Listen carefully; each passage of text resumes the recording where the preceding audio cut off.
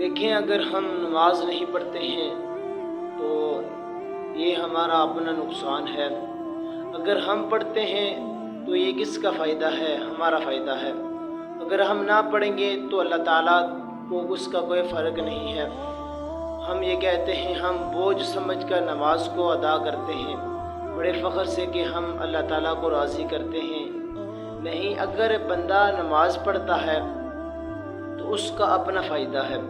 اگر ہم نماز پڑھتے ہیں، قرآن پڑھتے ہیں تو یہ کس کا فائدہ ہے؟ اپنا۔ اگر ہم نہ پڑھیں تو اس میں ہمارا اپنا نقصان ہے، رب تعالیٰ کا کوئی نقصان نہیں ہے، کیونکہ رب تو ہمارا محتاج نہیں ہے۔ رب کے لیے پوری کائنات، چرند پرند، حیوانات، طبانات، دنیا کی ہر چیز رب تعالیٰ کا ذکر کرتی ہے۔ اگر ہم نہ کریں تو اس کو کوئی فرق نہیں ہے، وہ اسی کی شان میں کوئی کمی نہیں آئے گی۔ تو حضور علیہ الصلوۃ والسلام نے ارشاد فرمایا ہے کہ قیامت کے دن جس چیز کا سب سے پہلے حساب لیا جائے گا وہ نماز ہے۔ اگر انسان کی نماز درست ہوئی تو اس کے دوسرے اعمال بھی درست ہوں گے۔ اگر اس کی نماز درست نہیں ہوئی تو اس کے دوسرے اعمال بھی فاسد ہوں گے۔ تو اس لیے یہ دنیا عارضی ہے، یہ دنیا ایک دن ہم سب نے چھوڑنی ہے۔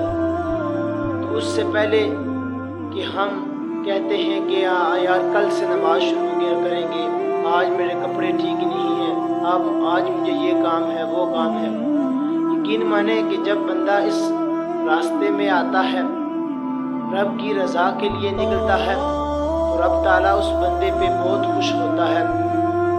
وہ کہتے ہیں نا کہ ہر چیز کا مزہ عارف جوانی میں آتا ہے، تو یقین مانیں یہ نماز کا مزہ بھی جوانی میں جو آتا ہے وہ بڑھاپے میں نہیں آتا۔ اس لیے ہمیں چاہیے کہ یہ دنیا عارضی ہے، ایک دن ہم نے اس کو چھوڑ جانا ہے۔ جب قبر میں جائیں گے اس وقت ہم اگر پچھتائیں، کہیں گے ہے افسوس، اگر ہم دنیا کی رنگینیوں میں نہ گم ہوتے تو ہم آج ہمارے اعمال اچھے ہوتے۔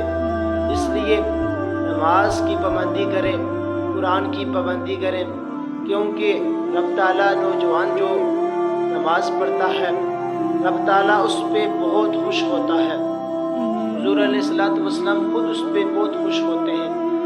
تو آج کل ہم یہ کہتے ہیں کہ ہم نماز نہیں پڑھتے، رب تعالیٰ کہتا ہے کہ تمہاری اتنی ہمت نہیں، تمہاری اتنی اوقات نہیں کہ تو میری نماز نہ پڑھے۔ میں تجھے توفیق ہی نہیں دیتا ہوں نماز پڑھنے کی۔ رب کہتا ہے کہ میں اس بندے کو توفیق دیتا ہوں جسے میں چاہتا ہوں۔ اگر ہم چاہیں کہ ہم اللہ کے ذکر کو، اللہ کے لفظ کو اللہ بولیں تو یہ اللہ تعالیٰ ہمیں توفیق دیتا ہے تو ہم بولتے ہیں۔ ہماری اتنی اوقات نہیں، اگر اللہ تعالیٰ ہمیں یہ اوقات نہ دے، توفیق نہ دے ہمیں، تو ہم اللہ کا ذکر اور نماز نہیں پڑھتے ہیں۔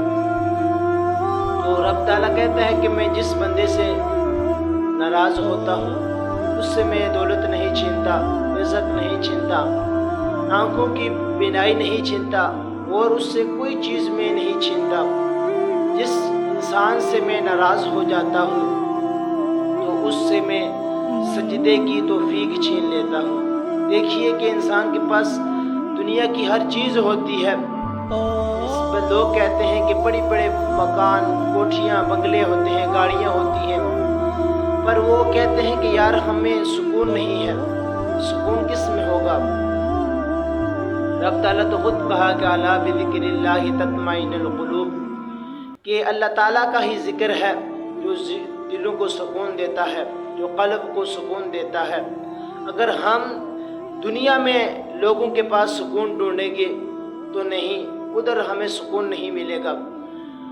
ہم تو لوگوں کے آگے جا کے جھکتے ہیں۔ تو رب کہتا ہے اگر تم میرے آگے جھکے گا، میرے سامنے آگے عرضی کرے گا، تو یقین مانو رب کہتا ہے کہ میں تمہیں لوگوں کے آگے جھکنے نہیں دوں گا، صرف تم میرے آگے جھک، میں پوری دنیا تمہارے آگے جھکے گی۔ تو سامعین محترم، اس لیے نماز کی پابندی کریں، اللہ تعالیٰ سے دعا ہے اللہ تعالیٰ ہم سب کو 5 وقت نماز پڑھنے کی توفیق عطا فرمائے، قرآن پاک پڑھنے اس پہ عمل کرنے کی توفیق عطا فرمائے، اور حضور علیہ الصلاۃ والسلام کی سچی اور پکی محبت نصیب عطا فرمائے۔ وآخر دعوانا ان الحمد للہ رب العالمین۔